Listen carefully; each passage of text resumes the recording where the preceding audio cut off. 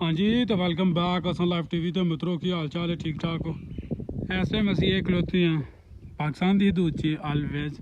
तो यह जी चीज़ ने यह भार दिस रहा है मुकामी इन्फॉर्मेशन के मुताबिक ये जो भार है इंडिया के जी विचली आबादी है पाकिस्तान की है। जिस भार से असी खलोते हैं ना भार से भार जोड़ा वे पाकिस्तान के अंडर तो वो जे सारे के सारे जो पहाड़ ने कन्फर्म इन्फॉर्मेशन नहीं है, मुकामी की इन्फॉर्मेशन नहीं कि वो जो बहार ने वो इंडिया के बहार ने।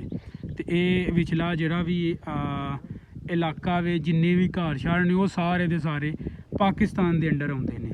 ठीक हो गया, सारे के सारे पाकिस्तानी कश्मीरी लोग रह रहे हैं। ठीक हो गया वे। तो किला बाक्सर का जे तुसी पिछला व्लॉग वेख लिया वे तो तुहानू बड़ी चंगी तरह ਉਹਦੀ एक चीज़ का पता लग गया होना। कुछ ऐसियां जगह है ने, कुछ ऐसे मकाम है ने जिन्हों ते वीडियो नहीं बनाने दे रहे है, स्पैशली अंदर वाले करके। तुहानू एक होर दी गल दस दईए कि 1 2 अंदर 3 दीवारां ਹਨ। इस तो की साबित ਹੁੰਦਾ कि बादशाह डरपोक सी? नहीं, बादशाह की सिक्योरिटी अज भी वेखो थले कमरिया तक नहीं जान दे रहे, लेकिन बादशाह की सिक्योरिटी इंज ही होंगी है। लेकिन बादशाह जेडे ने जहांगीर इतने ऐशो इशरत वास्ते तो नहीं कह सकते, या आराम वास्ते होंगे। जगह बहुत प्यारी है।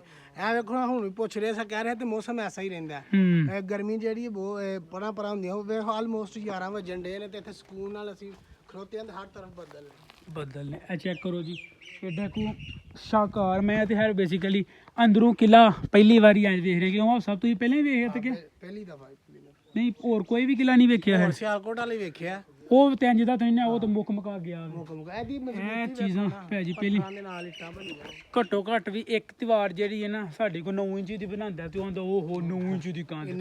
इतने भाजी है जी कंध घट्टो घट्ट 10 20 40 फुट की जी दीवार है वो होनी है। तो हाइये भी 2-4 हज़ार साल गुजर गए हैं। तो हाइये भी जी बिल्कुल इस तरह भी मैनू सब नाल शॉकिंग चीज़ जी लगी वो ये लगी है कि ये पाकिस्तान का एरिया बड़ा ही खूबसूरत, बड़ा ही कमाल का। ते परले पासे जेड़ा ओ इंडिया दा प्यारा खूबसूरत। ਅਸੀਂ इस्लामाबाद मरी जाने हैं ते देखो मौसम चेक करो। ए पहाड़ जेड़ा ना एला पहाड़ ਇਹਦੇ ਤੇ ਬੱਦਲ ਕਹਿ ਸਕਦੇ ਹੋ ਤੇ ਸੂਰਜ ਜਿਹੜਾ ਉਹ ਪਰਲੇ ਪਾਸੇ ਜਿੱਥੇ ਸੂਰਜ ਉਥੇ ਵੇਖੋ ਕਿਵੇਂ ਲਿਸ਼ਕਾਰਾ ਪੈ ਰਿਹਾ ਵੇ, ਚਮਕ ਪੈ ਰਹੀ ਹੈ। ਠੀਕ ਹੋ ਗਿਆ ਵੇ। ਜੇ ਤੁਸੀਂ ਪਿਛਲਾ ਵਲੌਗ ਨਹੀਂ ਵੇਖਿਆ ਹੈ ਕਿਲਾ ਬਾਕਸਰ ਦਾ ਤਾਂ ਤੁਸੀਂ ਉਹ ਵੀ ਜਾ ਕੇ ਵੇਖ ਲਓ। ਉਸ ਤੋਂ ਬਾਅਦ ਉਹ ਪਰਲੇ ਪਾਸੇ ਅਸੀਂ ਇੱਕ ਵਲੌਗ ਬਣਾਇਆ ਜਿੱਥੇ ਜਹਾਂਗੀਰ ਦੀਆਂ ਅੰਦਰੂਨੀ ਅਜ਼ਾ ਜਿਹੜੇ ਹਨ अपना वो सारे के सारे कढ़ के दफन किए गए हैं। बाकी उसका जो मकबरा है उसका जो पूरा का पूरा जिसम है वो शादरा के लाहौर तो पहला शादरा रावी के किनारे जो दफन किया गया है। तो ये सारा का सारा एरिया जो ये फौज के अंडर है बिकॉज सिक्योरिटी रीजन करके तो कुछ चीज़ों की वीडियो नहीं बना देंगे है। तो इंडिया नेड़े होने की वजह तो ना ये चीज़ां होनियां जरूरी ने साड़ी सिक्योरिटी वास्ते ही ये सारा कुछ। तो ये हिसाब किताब है भाजी, चेक करो।